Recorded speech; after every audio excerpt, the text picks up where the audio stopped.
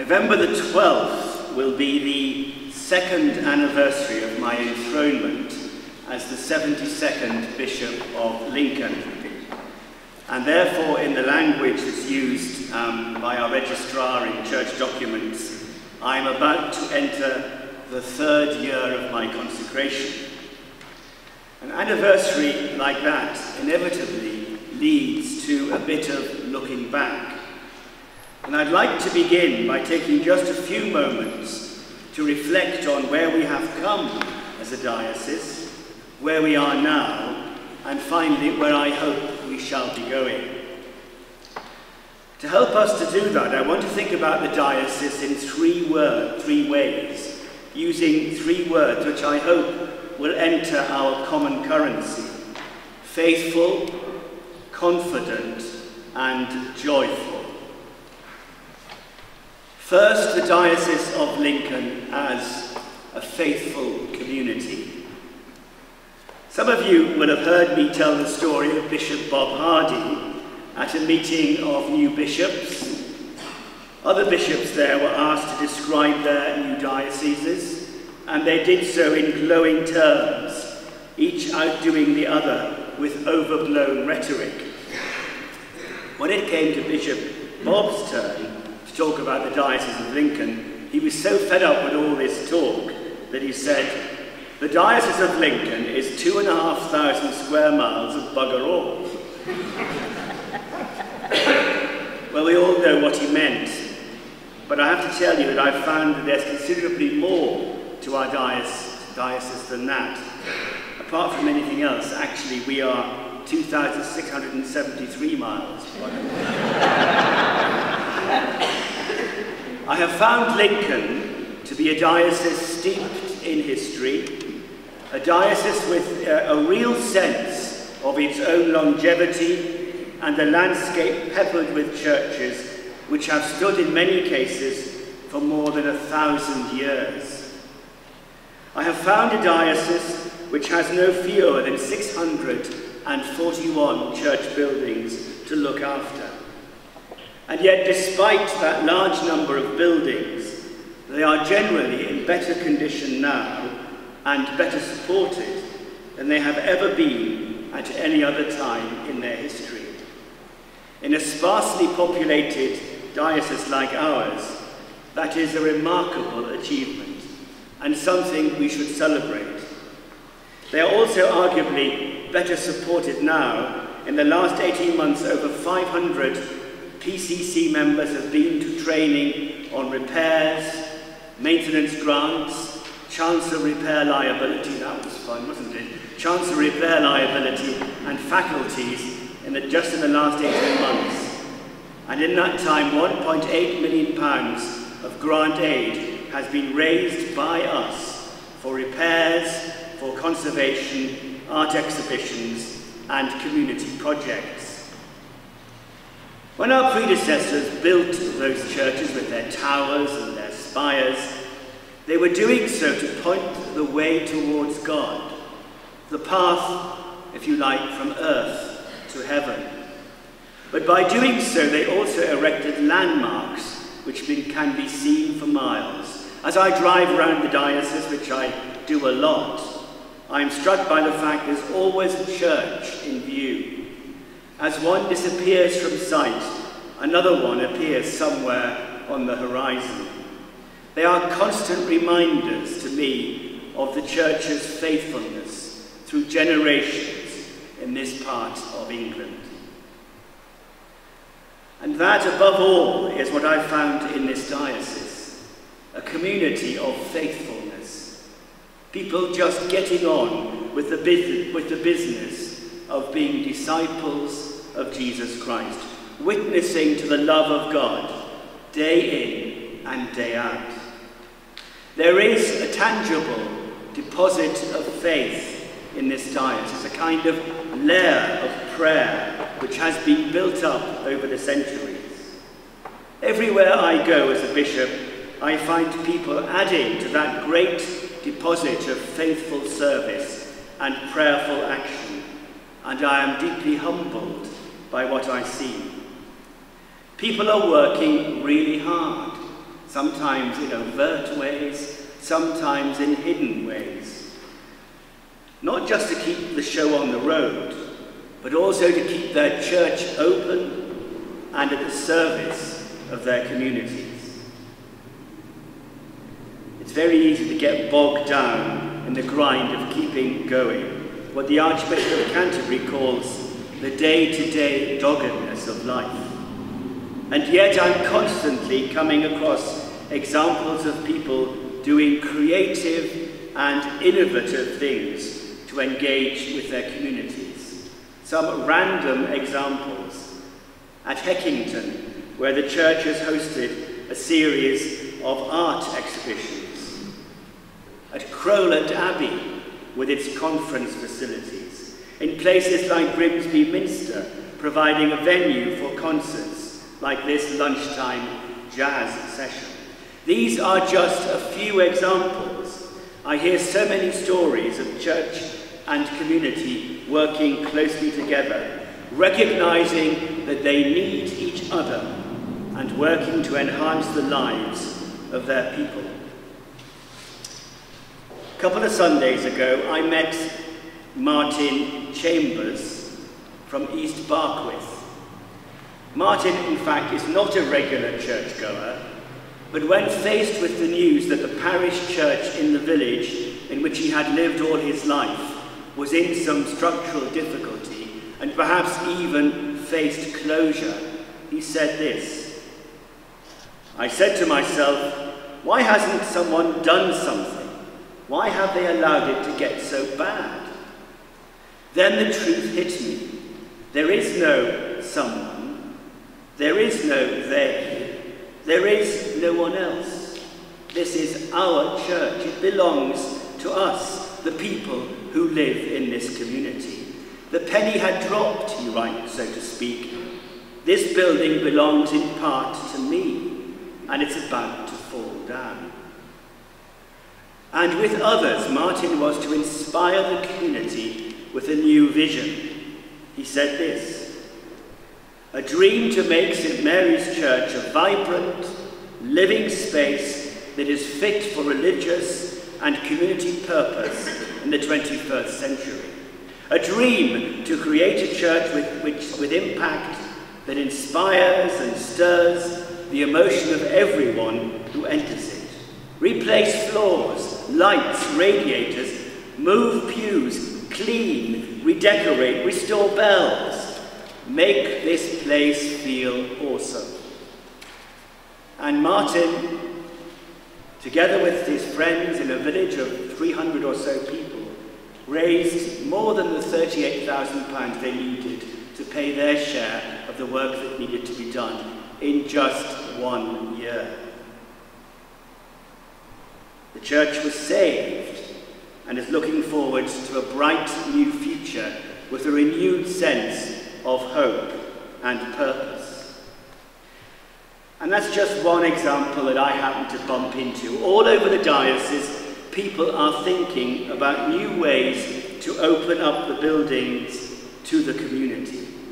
Whether that be at Fotherby, where the local post office is about to open in the church, or in Woolsthorpe, where the congregation are looking at installing a climbing wall for young people at the back of the church. So we are beginning to think about how we use our buildings and how we might do this better. And the Archdeacon of Lincoln is spearheading this work. So we have people really engaging with the life of the church. We also have an impressively large number of people engaged in some kind of Christian ministry. And these figures are really surprising. About 570 people authorized as lay ministers. More than 50 ordinands and readers in training. Over 200 clergy working in parishes supported by active retired colleagues.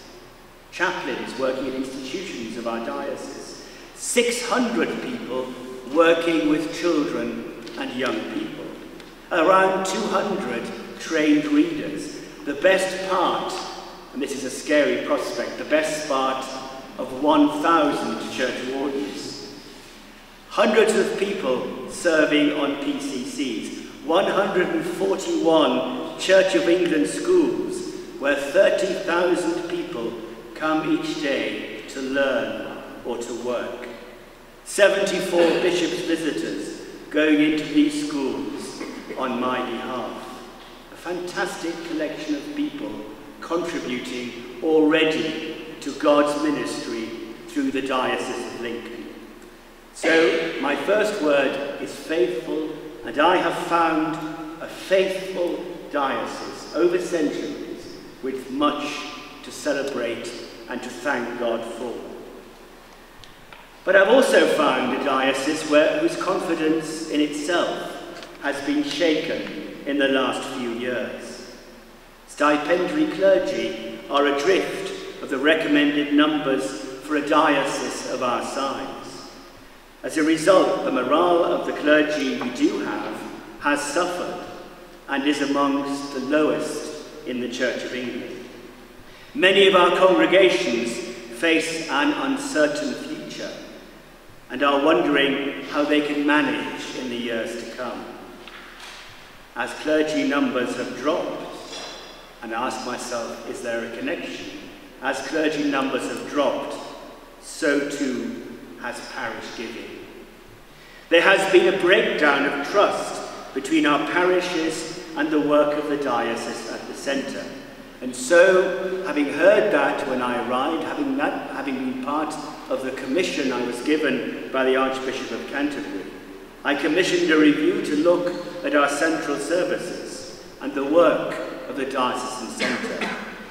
You all know that report. This report gave us some challenges that we might have anticipated, but it also threw up some we hadn't expected. This in itself has also affected our confidence, and I'll come back to that later. Now, my response as the person who commissioned that report on the Central Services Review has been broadly in two directions. First, through Synod, and this is part of the process we are engaged in today, the establishment of a group of implementation panels who have worked extremely hard in the early part of this year in their respective areas. And secondly, my own reflections with colleagues as the bishop on the strategic leadership of the diocese, which have led, again with Synod's agreement, to changes in the shape of our diocesan leadership. The implementation panels have involved a huge amount of work for which I'm really grateful.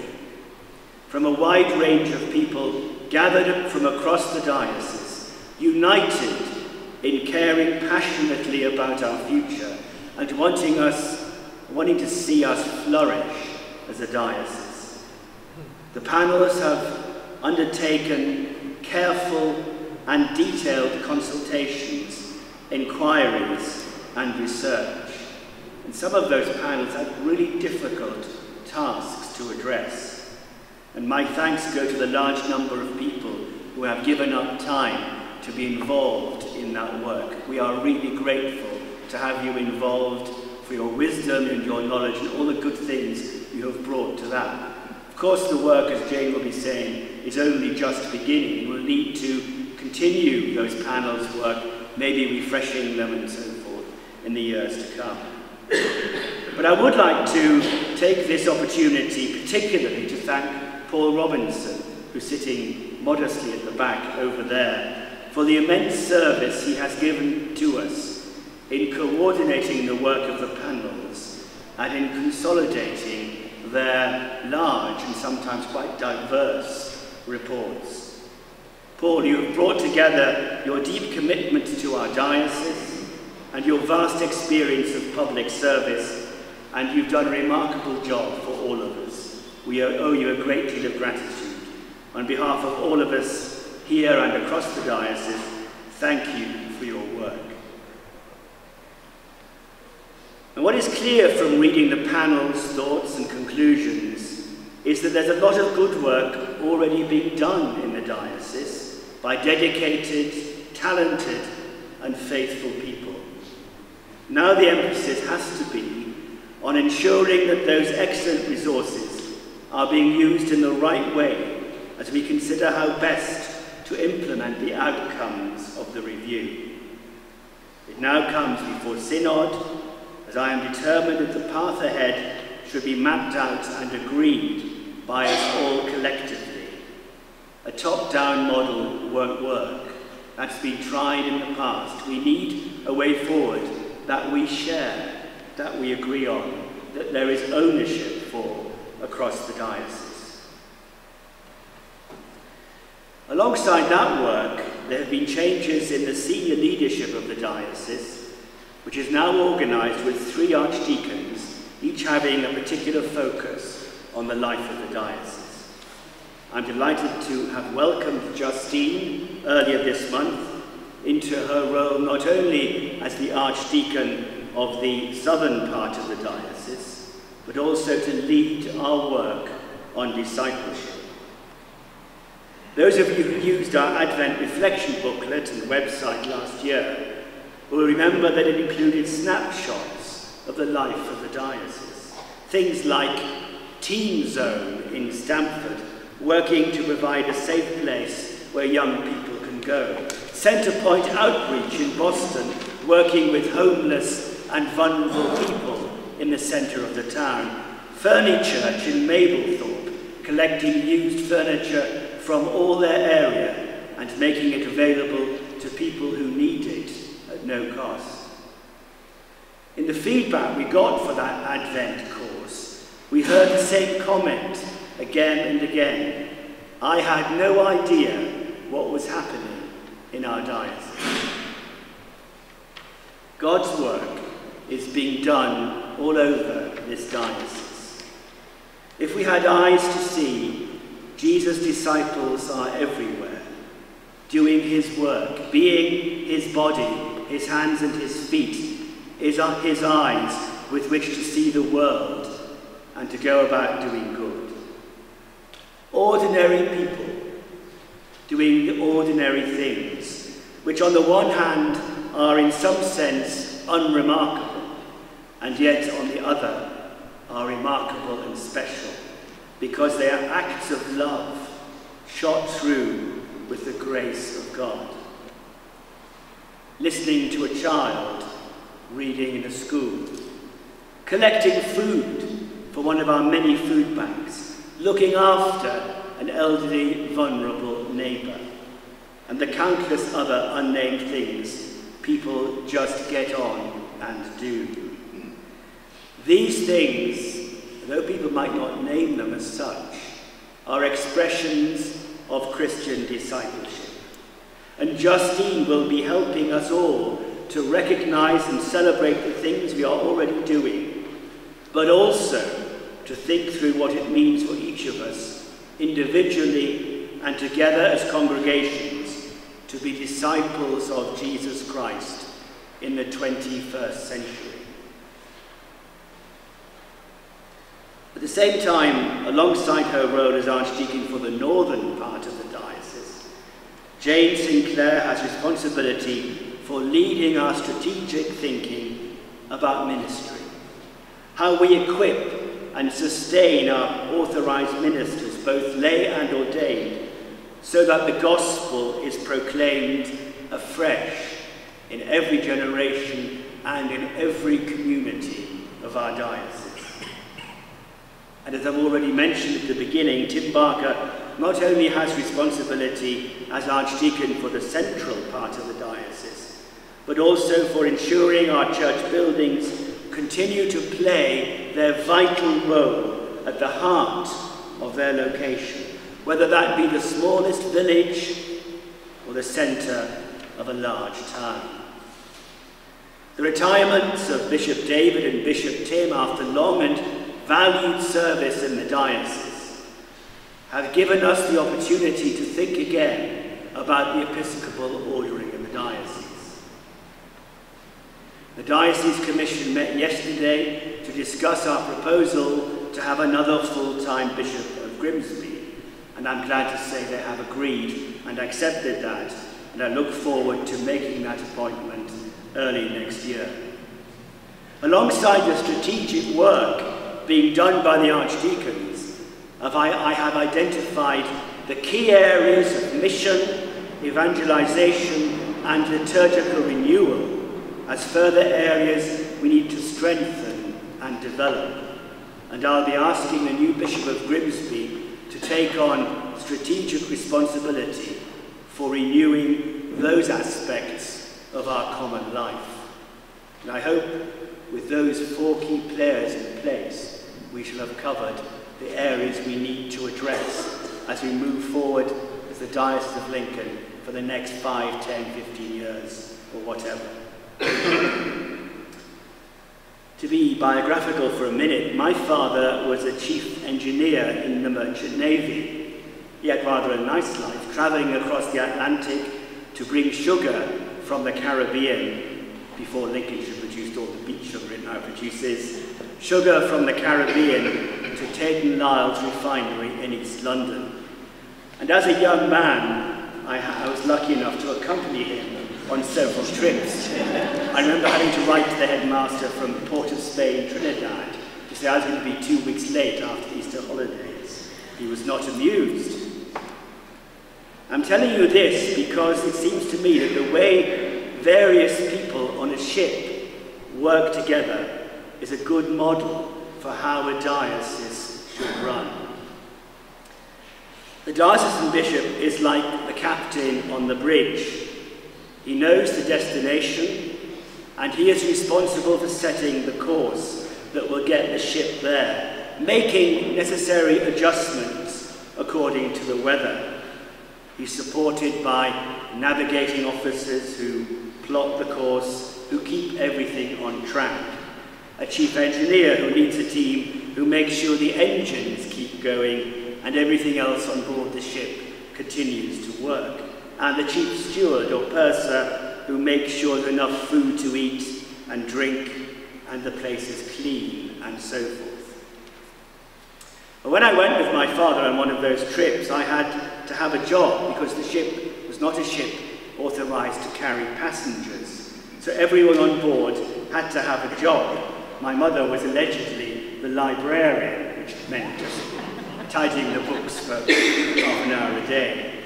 And so I learned to steer the ship. I spent many hours on the bridge, usually when there were no other ships in sight, at the wheel, after which I was given a certificate, or what they call in the Merchant Navy a ticket, authorizing me to be able to steer a large bulk carrier.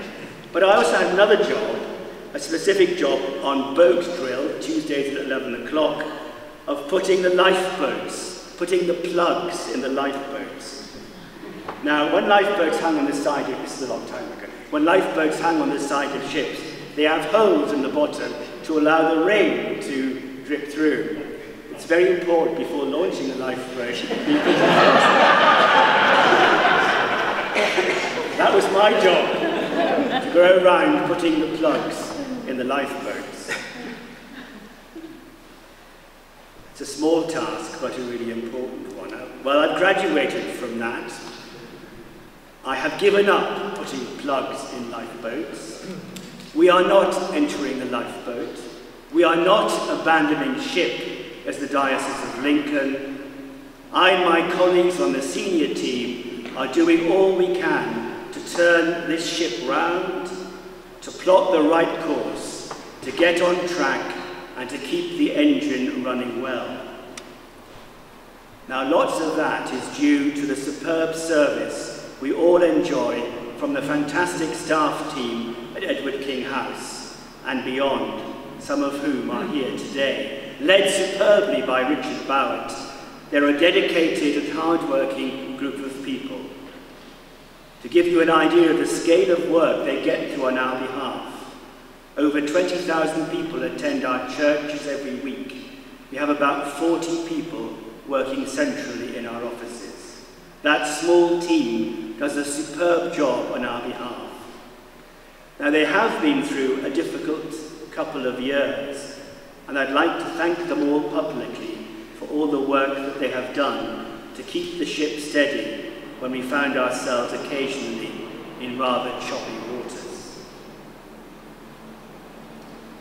Alongside those strategic appointments on the bridge and in the engine room and all of that I've just mentioned, I'm committed to bringing more good clergy to the diocese to complement the excellent team of clergy we already have.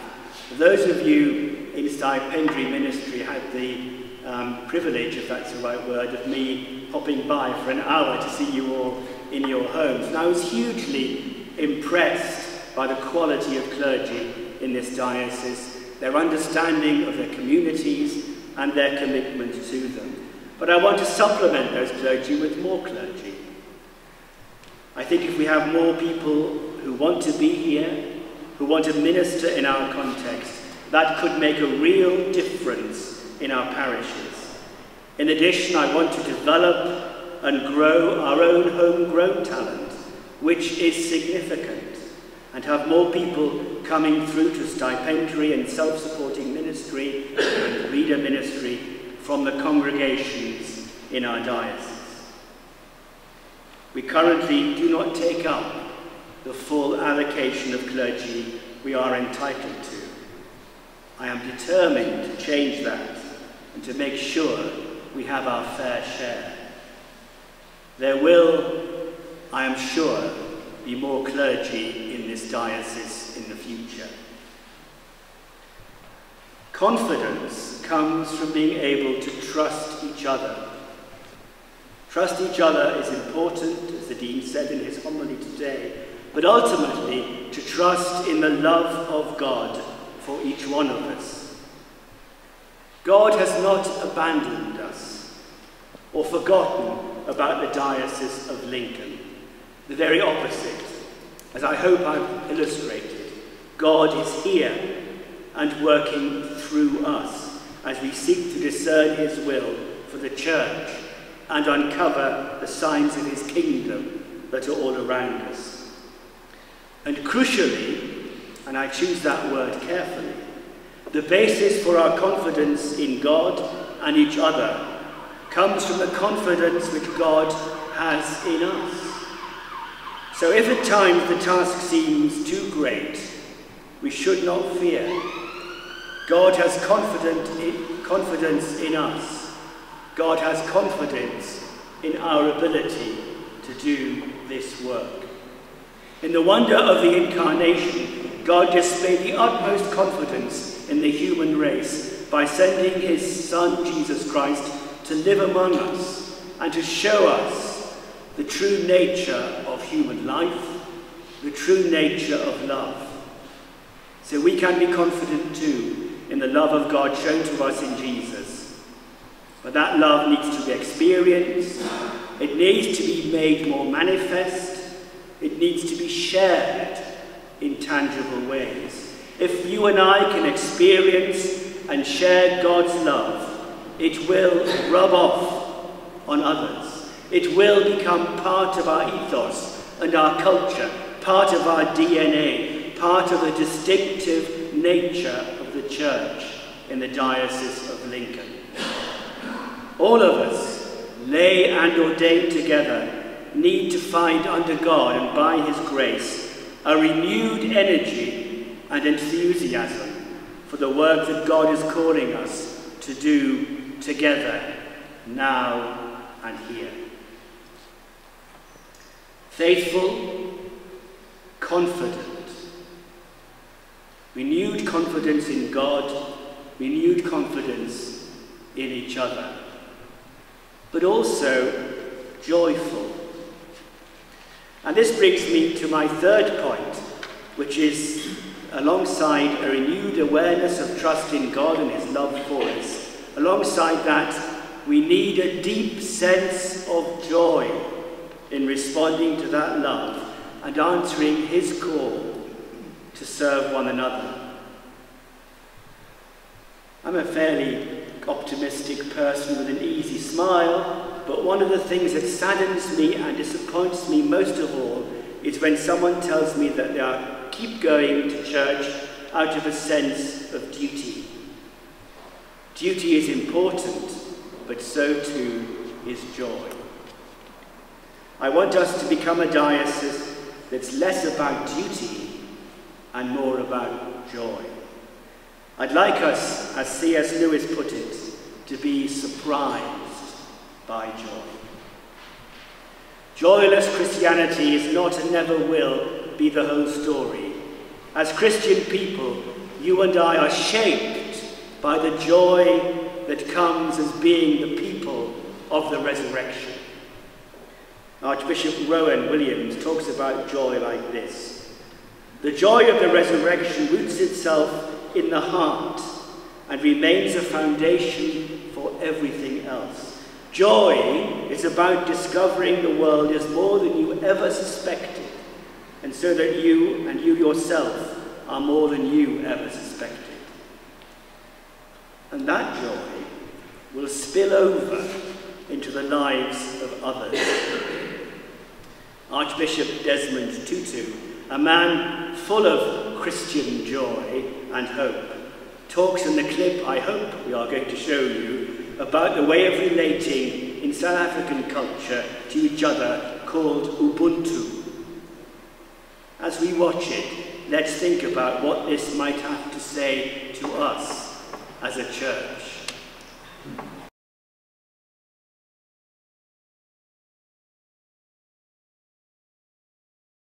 In our country, we've got something called Ubuntu, Ubuntu, Ubuntu, Ubuntu, Ubuntu, Ubuntu, Ubuntu, Ubuntu. When I want to praise you, I say, you, Ubuntu. This person has Ubuntu. Because in our culture, there is no such thing as a solitary individual. We say a person is a person through other persons. That we belong in the bundle of life.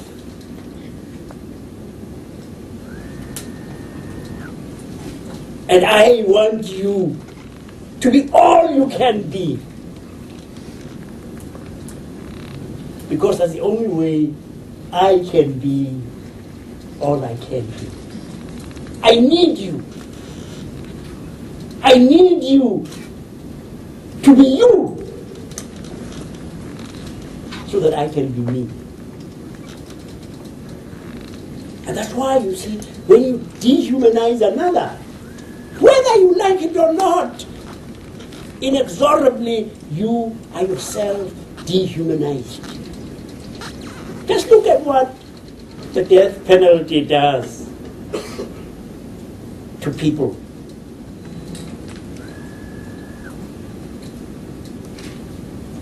So, I want you to get out of here and below you say, this is a wonderful world. It's a wonderful world.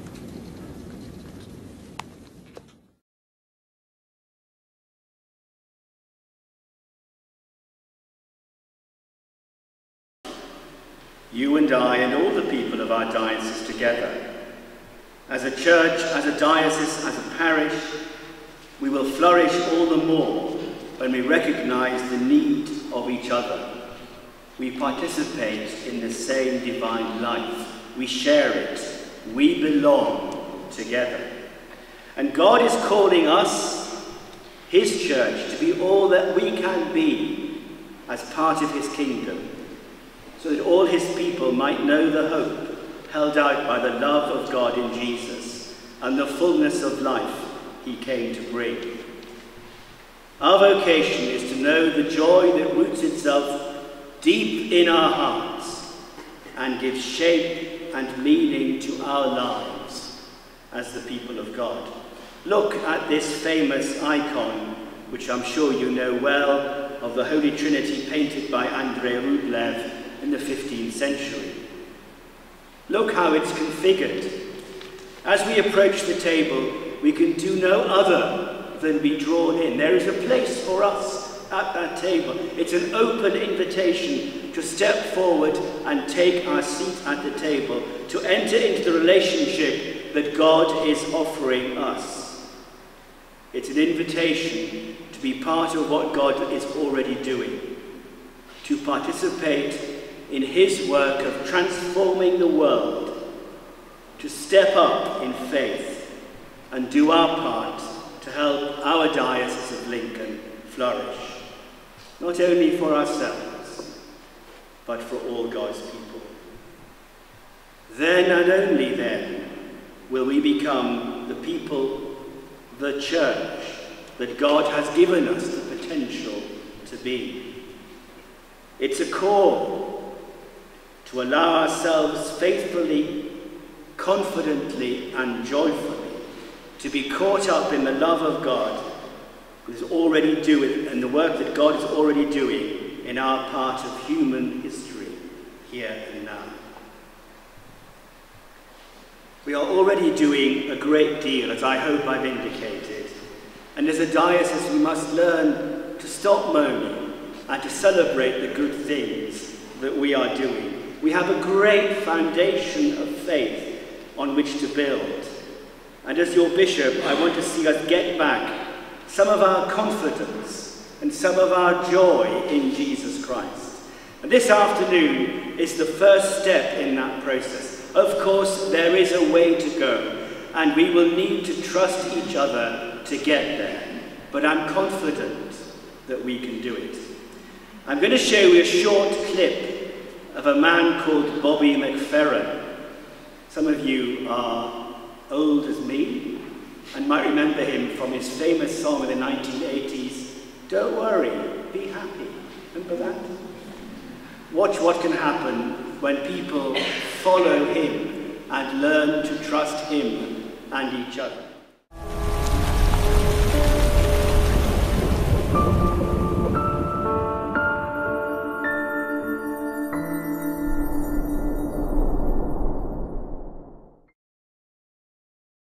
Talking about expectations. Watch. Ba, ba.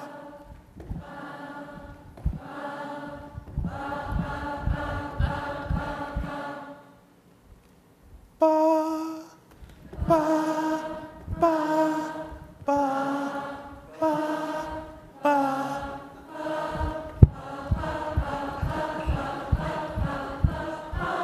Okay.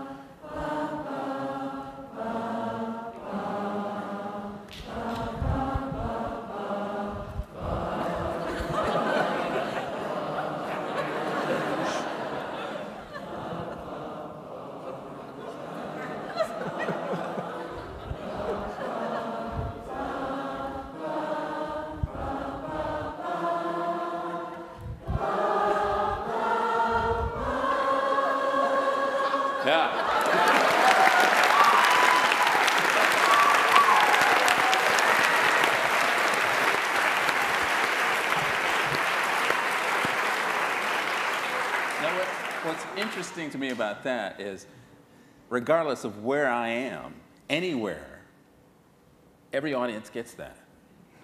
But it doesn't matter, you know, that's just you know, the pentatonic scale for some reason. If you're looking for a job in neuroscience, I think... You see what happened there?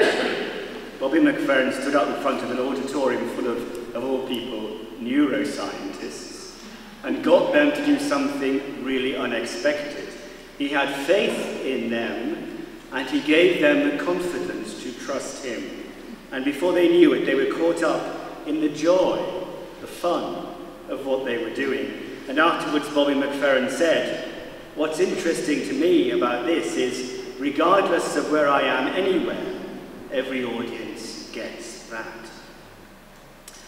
Well, listen to some great words from that mystic Evelyn Underhill. She said this: "By the quality of our inner lives, I do not mean something characterized by ferocious intensity and strain. I mean rather such a humble and genial devotedness as we find in the most loving of the saints. I mean the quality which makes contagious Christians, makes people catch the love of God from you." I want that to be true of our diocese, that people see us and they just get it, and that in us instinctively they see what the Christian faith is about. We need to be, and many of us already are this, we need to be a community of humble, genial, devoted, contagious Christians, reaching out into the world with the love of God in our hearts. So to sum up my, I hope soon our, 3 words, our diocese mission here in the Diocese of Lincoln is, I hope, to respond to the love of God as faithful, worshipping communities, as confident disciples of Jesus Christ, joyfully serving and witnessing to him in the world through the power of the Holy Spirit. I am hoping for a climate change in which, by God's grace, we move. We move from passivity to participation. We move from suspicion to trust. We move from caution to adventure. We move from localism to collaboration. We move from fear to joy. We move from decline to growth. I pledge myself to lead our diocese in that aspiration and mission, and to play my part in ensuring that the resources, spiritual and material, are made available for this to happen. I look forward with my ordained colleagues to welcoming, baptizing, confirming more faithful and joyful disciples of Jesus Christ into new life within our churches. I look forward to licensing more new readers, to commissioning more people for youth work, and welcoming and ordaining more clergy to serve in our parishes. For this to happen, for our rhetoric to move into reality, all of us involved need to trust each other as we work together in the service of God and his church. Now, it's not a question of me and my colleagues doing all the work and you agreeing it's a good idea. I am looking for a new level of commitment from each one of you and from all the people of the diocese. I am looking for that fearful and delightful cocktail of contemplation plus action. And I invite you, as the senior representatives of the Diocese of Lincoln, and those who stand behind you, to support me and all who are working on your behalf, to build together God's future, so that we can become the church that God is calling us to be. The Diocese of Lincoln, faithful, confident and joyful. Thank you very much.